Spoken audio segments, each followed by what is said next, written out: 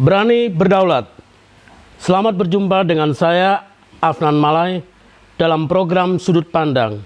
Sebuah program yang mengajak Anda semua untuk berbicara mengenai Indonesia, masa kini, dengan tetap merujuk pada masa lalu demi masa depan Indonesia yang lebih baik. Kali ini kita akan mendiskusikan tentang tema lama, tentang Orde Baru, tentang gerakan mahasiswa. Sebagaimana kita tahu, dalam sejarah peralihan kekuasaan, mahasiswa memiliki peran yang signifikan. Bisa kita lihat pada bagaimana tumbangnya Orde Lama, juga Orde Baru. Keterlibatan mahasiswa cukup penting. Gerakan mahasiswa kemudian dengan sendirinya menjadi fenomena menarik sebagai kekuatan yang sanggup memberikan warna atau tekanan kepada kekuasaan. Untuk mendiskusikan fenomena ini lebih dalam, saya mengundang sahabat saya, seorang mantan aktivis gerakan mahasiswa dari Jogja yang dikenal seluruh Indonesia, yaitu Muhammad Thorik atau disingkat M. Thorik. Selamat datang Mas Thorik. Begini Mas, Anda kan dikenal sebagai aktivis gerakan mahasiswa. Kira-kira yang latar belakang Anda tertarik untuk mau ngoreksi atau menilai kekuasaan ketika itu kira-kira apa, Mas? Baik, terima kasih Afnan. Sama-sama. Saya bukan aktivis, jadi saya pasifis. Bukan orang yang aktif, saya pasif-pasif saja, itu yang pertama. Yang kedua, kemudian apa yang melatar belakangnya, itu nggak ada. Jadi menjadi aktivis, pasifis atau tidak itu mengalir begitu saja.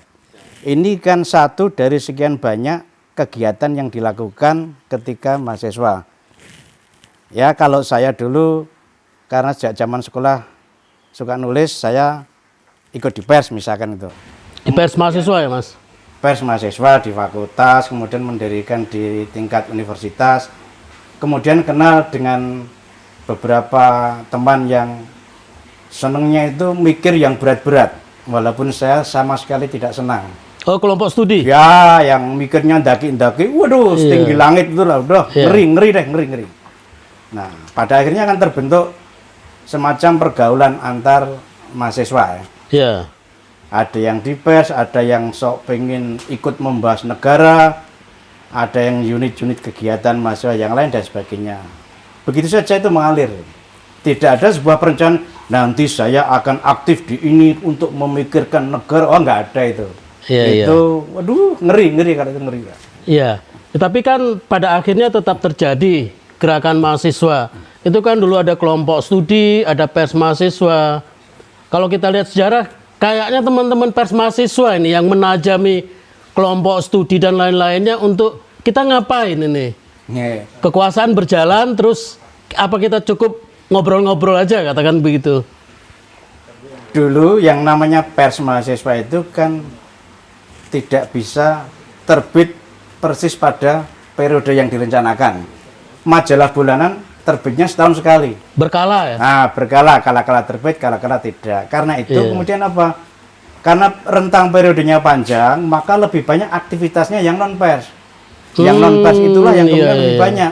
Ikut diskusi sana, ikut diskusi sini, hasut sana, hasut sini, kemudian ikut aksi sana, aksi sini. Itulah yang kemudian lebih banyak mewarnai gitu. Dulu itu isu apa Mas yang yang akhirnya menarik mahasiswa untuk protes? Apa isu kampus saja atau ada isu-isu yang ketika itu menjadi persoalan yang dianggap krusial baru ditajami dengan aksi atau apa gitu? Ada perbedaan karakter antar perguruan tinggi. Contohnya kalau UI 1 atau kita kenal sebagai Universitas Islam Indonesia. Oh, yang di Jogja ini ya? Yang di Jogja ya. Itu terkenalnya adalah ribut mempermasalahkan masalah intern. Protes rektor, protes dekan, demo rektor, demo dekan, bahkan sampai bunuh-bunuhan antar sesama mahasiswa. Oh iya, itu UI dulu, ya. Iya, 80-an Almarhum terjadi. Slamet Saroyo, Iya. contohnya itu. Nah, Yang lainnya tidak. Ada juga yang lebih banyak tertarik untuk merespon peristiwa di luar kampusnya. Misalkan penenggelaman waduk Gedung Ombo contohnya itu ya. Dulu kita membuat KSKPKO, Komite Solidaritas Korban Pembangunan Gedung Ombo. Zaman Pak Harto itu ya? Ya, zaman Pak Harto. Mbah Harto. Mbah Harto, iya. Jadi tidak setiap kampus waktu itu sama, tetapi ada yang merekatkan secara nasional, yaitu isu-isu di luar kampus atau isu-isu terhadap kekuasaan Orde Baru. Itu kan lama ya Mas. Artinya dari satu isu direspon oleh mahasiswa yang aktivis-aktivis ini, itu kan lama. Itu sampai akhirnya menajam kepada kekuasaan Soeharto ya? Ya, prosesnya lama. Kalau sekadar mengingat ya, Anda mungkin pasti tidak lupa dengan rekan kita namanya Taufik Razin, contohnya. Iya, Taufik Razin yang teknik kimia itu. Teknosofi. Teknosofi ya. Itu dia pikirannya 20 langkah lebih ke depan ketimbang mahasiswa lainnya. Memikirkan, dia misalkan gini, memperkenalkan bukunya Alvin Toffler. Oh iya. Contohnya itu, waduh jauh lah. Gelombang ketiga itu ya. Gelombang ketiga yang setinggi langit yang kita nggak paham sama sekali. Oke. Nah, tetapi intinya, kalau Taufik itu adalah tidak akan ada masa depan mahasiswa, tidak akan ada demonstrasi mahasiswa nantinya. Gerakan mahasiswa tidak akan berwujud pada gerakan massa, tidak berwujud gerakan demonstrasi, tetapi gerakan adu pikir gitu. Itu khas Taufik Razin atau teman-teman yang lain? Taufik Razin awalnya gitu. Oh iya. Nah, dari itu saya, bukan cuma saya, tapi banyak teman yang lain, oh tidak, masih akan ada demonstrasi. Bahwa sekarang tidak bisa, itu karena takut, karena situasi, kondisi, takut, dan sebagainya. Nah, inilah yang kemudian digelorakan oleh rekan-rekan. Dimulai dari sekadar mimbar bebas, kecil-kecil, sampai akhirnya simultan, dari tahun ke tahun kemudian menjadi demonstrasi besar, sampai akhirnya berujung ke 98. Itu proses perjalanan panjang yang meruntuhkan keyakinan Taufik Razin bahwa tidak akan ada demonstrasi mahasiswa lagi. Takut itu dulu karena penguasanya sangat represif ya Mas ya? Penguasanya galak, dikit-dikit nangkepin, dikit-dikit menjarakan, tetapi juga di sisi yang lain memang banyak juga rekan-rekan mahasiswa yang tidak berani untuk bermain di wilayah yang berisiko itu. Oke, tadi Mas Torik bilang soal 98 ya, reformasi. Itu kan ini perlu dijernihkan juga ini, seolah-olah 98 itu seolah-olah datang sendiri, jadi kekuasaan Orde Baru itu dengan segala macam anunya akhirnya tumbang. Jadi kan ini kan ada kesan aktivis gerakan mahasiswa itu 98. Itu sama halnya dengan mahasiswa angkatan 66 yang mengklaim bahwa yang menggulingkan Bung Karno adalah 66. Padahal banyak faktornya. Oke. 98. Iya. Angkatan 98 itu bukan alien, bukan makhluk asing yang datang dari planet. Itu sebuah proses yang dimulai panjang, dari proses pemberangusan kampus, pemberlakuan NKK-BKK, pemberedelan pers mahasiswa, penangkapan tokoh-tokoh Dewan Mahasiswa yang dimulai tahun 78. Kalau dirunut, itu sejak dimulainya gerakan pemberangusan kampus, ya, penangkapan tokoh-tokoh Dewan Mahasiswa, bukan cuma penangkapan dan pemenjaraan tokoh-tokoh Dewan Mahasiswa, pemberedelan pers mahasiswa, pemberlakuan NKK-BKK, dan penyerbuan tentara ke kampus-kampus zaman Daud Yusuf. Jadi NKK-BKK ini normalisasi kehidupan kampus itu perguruan tinggi memang ditekan ya oleh Mendikbudnya gitu. Tidak boleh ikut aktivitas politik di Sospol UGM, Sospol nih, dulu namanya Sospol, sampai kemudian diubah menjadi Visipol. Iya. Oh. Contohnya itu contoh sepele itu.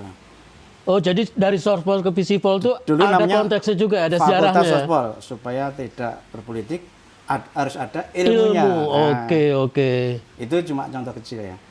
Jadi mahasiswa mati, kampus mati, tidak ada kritik-kritik, tidak ada yang berani mengkritik ke Orde Baru. Kemudian dimulai era baru setelah era era pembekuan kampus itu. Oke. Eranya dimulai dari ya tadi ada yang diskusi-diskusi, pers mahasiswa, kemudian mimbar bebas kecil-kecilan, baca puisi.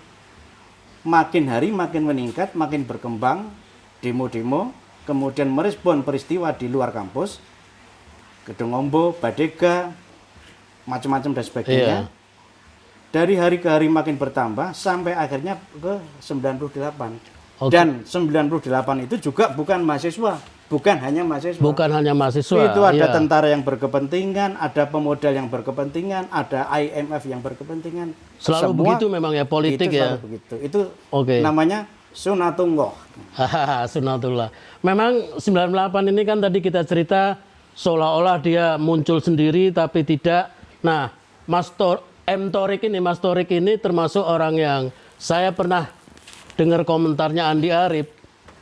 Termasuk orang yang mengajarkan anak-anak UGM berani. Sebetulnya bukan UGM aja, kemana-mana. Jadi dari masa 98 sebelumnya itu memang ada proses berani dulu, berani bersuara, berani turun ke jalan.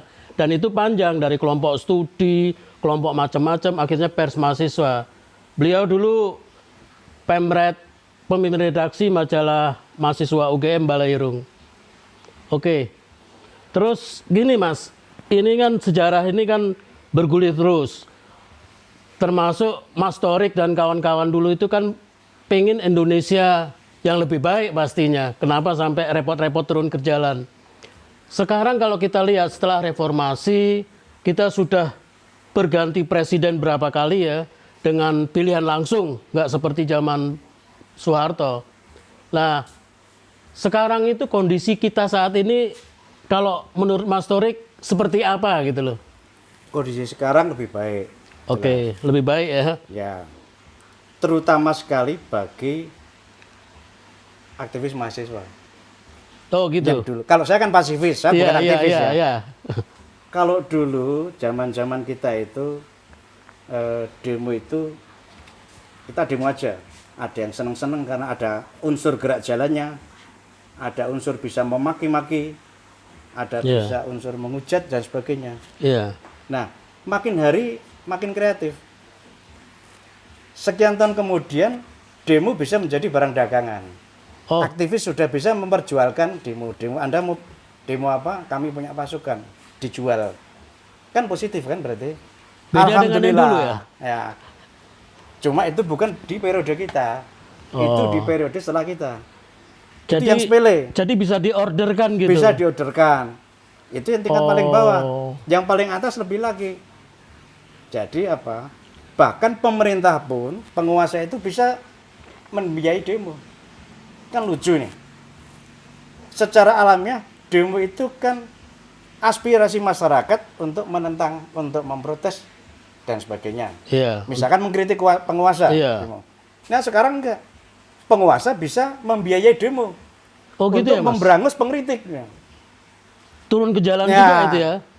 Alhamdulillah, jadi banyak berkahnya nih demo ini. Oh, Bisa mengantar para aktivis untuk menjadi pejabat, untuk menjadi komisaris, untuk punya posisi tertentu, bisa masuk anggota DPR. Kalau demo Banyak berkahnya lah pokoknya. kalau demo-demo yang dibiayai pemerintah itu yang seperti apa Mas? Wah banyak itu. Banyak ya? Banyak, tapi kita nggak mungkin tuh kalau menyebut kawan-kawan kita atau setidaknya bekas teman kita nggak enak. Kalau yang bicara mantan aktivis gerakan mahasiswa sulit juga kita bantah karena dia bisa merasakan nuansanya. Ya ini mungkin bukan murni ini. Bukan murni, bukan hanya dibayari orang tapi bisa dibayari penguasa ya. Tentu nggak langsung gitu ya. Dulu langsung, sekarang nggak langsung. Gini Mas. Zaman makin canggih. Kan secara umum pasti lebih baik ya di luar soal aktivisnya itu bisa dibayar atau tidak. Memang kondisi perpolitikan kita lebih baik. Tapi makin ke sini kita lihat penajaman antara pendukung A dengan pendukung B misalnya. Ini kira-kira gimana nih Mas anunya? Pendukung siapa dengan pendukung siapa misalkan? Ya misalnya Pak Jokowi dengan Prabowo ya kemarin itu kan kita menganggap biasalah sekali 5 tahun kita memberikan suara, tapi naga-naganya terutama lo ya, setelah periode kedua ini, itu kok makin kenceng. Padahal misalnya Jokowi sudah merangkul yang dianggap rivalnya ketika itu. Saya sih melihat ini bagian dari nilai inklusif, tapi benar nggak sih politik begitu gitu loh. Nah, tapi nampaknya makin kesini tetap saja tajam gitu loh. Apapun yang dilakukan Jokowi pasti jelek misalnya. Misalnya ada kadrun, sisa-sisa cebong kampret yang lalu gitu loh. Nah, situasi seperti ini gimana Mas melihatnya? Ya, ini yang memprihatinkan ya. Jadi polarisasi Pilpres itu tidak selesai sampai sekarang dan mungkin sampai nanti masih belum selesai. Kalau Prabowo kemudian bergabung dengan Jokowi, alhamdulillah itu bisa saling merangkul. Tetapi di tingkat pendukungnya ternyata belum selesai itu. Jadi para pendukung ini cilaka betul nih, yang dijunjung dan dipuja-puja itu sudah saling rangkulan, sementara di tingkat bawah itu sampai sekarang masih cakar-cakaran. Nah, susah itu. Kalau sekarang ini kita mengkritik Anies, itu pasti Gubernur DKI. Nah, kalau ngeritik dia, Iya. itu dibilang tidak solidar dengan umat. Kita ngeritik Jokowi, dibilang kadrun. Jadi kalau polarisasi ini tidak selesai, tidak makin menurun, kita susah untuk membuat bangsa ini maju. Sekarang ini Cina itu sudah mengirimkan pesawat ke planet Mars. Iya. Nah, kita masih udrek-udrekan soal yang beginian ini. Dan itu dipertajam oleh pendukung kedua belah pihak. Jadi, selama kita tidak bisa meredam polarisasi ini, susah untuk membuat bangsa ini makin maju. Jadi sebetulnya formula apa Mas? Artinya polarisasi ini berlanjut terus, pasti ada jalan dong. Misalnya kita anggap penguasanya saja sudah mau merangkul, ini tidak. Lah kira-kira apa itu yang menyebabkan? Yang dirangkul cawapres kompetitornya. Oh. Pendukungnya tidak dirangkul, sama saja. Oh gitu ya. Jadi orang ya ingin menyelamatkan politikan secara nasional, tapi yang dirangkul cuman person gitu ya. Ini juga menjadi pelajaran bagus bagi rakyat yang kemarin mendukung dan mendewa-dewakan Prabowo. Setinggi langit sampai kemudian dianggap sebagai calon pemimpin umat Islam misalkan. Iya. Ya seperti sekarang mereka kecewa. Berarti Anda salah menilai dari awal. Ya nggak apa-apa, nikmati saja sekarang ini. Oke Mas Torik, tadi kan diceritakan kalau sekarang ini gerakan mahasiswa demo-demo turun ke jalan itu dibayari. Kalau dibandingkan dengan periodenya Mas Torik itu kan memang gerakan mahasiswa banyak lebih fokus kepada isu-isu advokasi rakyat. Banyaklah itu. Ada Gedong Omboy tadi yang diceritakan, Badega, Rancamaya, Wai Jepara, Tanjung Priok atau segala macamnya. Nah, sekarang ini kan tetap turun ke jalan. Tapi seringkali demo-demonya justru untuk apa namanya yang kasus-kasus elit gitu loh. Jadi mengadvokasi misalnya, mengadvokasi atau menolak ya. Wah, menterinya kok ini, wah anunya kok itu. Jadi ini larinya ke menjaga kekuasaan atau mengerti kekuasaan tapi tidak mengadvokasi rakyat. Nah, bagaimana Mas Torik melihat kondisi seperti itu? Nih, ada yang perlu sedikit diluruskan. Oke. Bukan semuanya dibayar ya. Oh iya, pasti, ya. Kemarin tuh anak-anak masa UGM menentang Omnibus Law misalkan ya. Yang Kejayaan itu ya? Ya, Kejayaan memanggil. Kejayaan Entah memanggil. yang dipanggil siapa kita nggak ngerti lah. Oke. Kalau dulu yang dipanggil itu kita dipanggil polisi gitu ya. Sekarang mahasiswa yang memanggil ya. Nah, dulu karena kan fokusnya itu kan mengkritik ke penguasa, ke Pak Harto. Karena tidak berani langsung, maka melipir-melipir, dimulai dari yang kecil-kecil kan gitu. Dimulai dari yang kecil-kecil, kemudian mengadvokasi peristiwa di realitas masyarakat sehari-hari, mengadvokasi penggusuran yang ada di mana-mana tadi yang sudah disebutkan contohnya gitu ya. Nah, Tapi bukan hanya itu, bukan semata-mata hanya mengadvokasi persoalan, banyak yang lainnya ya. Ya. Demikian juga dengan yang sekarang. Apakah sekarang aksi-aksi hanya terfokus pada mengkritik penguasa? Tidak Iya, juga. tidak Banyak juga. ya. Enggak juga ya. Artinya apa? Varian topiknya itu sama seperti dulu, bisa bermacam-macam. Bisa bermacam-macam. Mengkritik gubernur ya bisa, mengkritik menteri ya ada. Banyak, enggak langsung kepada presiden ya ada. Banyak contohnya, enggak. Tidak. Tetapi seperti yang tadi Anda katakan, apakah berarti sekarang terjadi pergeseran tidak mengadvokasi rakyat? Tidak juga. Tidak juga, Tidak, tetap ada ya. Enggak. Masih sampai hari ini masih banyak sekali tuh aksi-aksi yang mengadvokasi keresahan rakyat. Banyak. Terakhir ini Mas, sebetulnya kan tadi sudah diceritakan ya, setelah reformasi, oke lah, secara kehidupan politik berdemokrasi kita lebih baik. Tapi sebetulnya sekarang ini sudah kondisi yang dibayangkan oleh teman-teman yang ketika awal-awal itu menolak Orde Baru misalnya. Gini, dulu harapan kita itu adalah pemerintah tidak kejam, kemakmuran semakin baik, Iya, tentara tidak represif, oke. dan sebagainya. Iya, Kenapa begitu? Dulu hanya gara-gara membawa bukunya Pramudia Anantatur saja ditangkap dan dipenjara. Bonartigor. Isti Nugroho, Bambang Subono, Iya, contohnya. iya. Itu kan harapan kita, janganlah terlalu represif. Pemerintah setelah Soeharto jangan represif. Itu kita mendapatkannya pada zaman Habibie. Habibie itu bahkan media massa tidak perlu izin. Sangat Iya. demokratis. Iya. Tetapi umurnya pendek. Umur kekuasaannya. Umur ya. kekuasaannya pendek. Nah, harapan kita itu makin hari itu keadaan makin bagus. Tidak represif lagi. Nah, tetapi pada zaman Mas Jokowi yang tetangga saya di Solo, Oh iya, Mas Jokowi yang orang Solo itu ya. kebetulan kami bertetangga. Oh iya. Kami dipisahkan oleh perempatan di pojokan pom bensin. Saya di Kerten, Mas Jokowi di Sumber. Nah, Oh iya. balik ke persoalan, pada zaman Mas Jokowi ini kok ada, nampaknya kok negara mau ke arah represi kembali gitu. Oh. Jadi dikit-dikit ditangkap. Dikit-dikit ditangkap. Kayaknya kok jangan-jangan bukan Mas Jokowinya ya. Oh, gitu. Jangan-jangan para penggawanya ini kupingnya itu merah. Tuh. Jadi ini bukan yang kita harapkan dulu.